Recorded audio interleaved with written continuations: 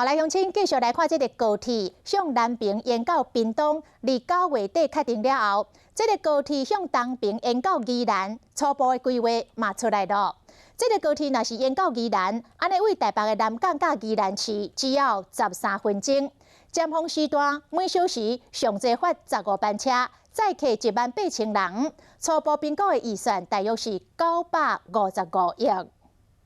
如果能够连接北宜的高铁，可以呢解决台北到宜花东铁路的这个票一票难求的情况，同时也可以疏解雪隧的一个塞车。那这个对打造我们环岛的铁路网，那6个小时，不管从台湾的哪一个地方，你要顺时钟或逆时钟环岛1周都可以回到原点。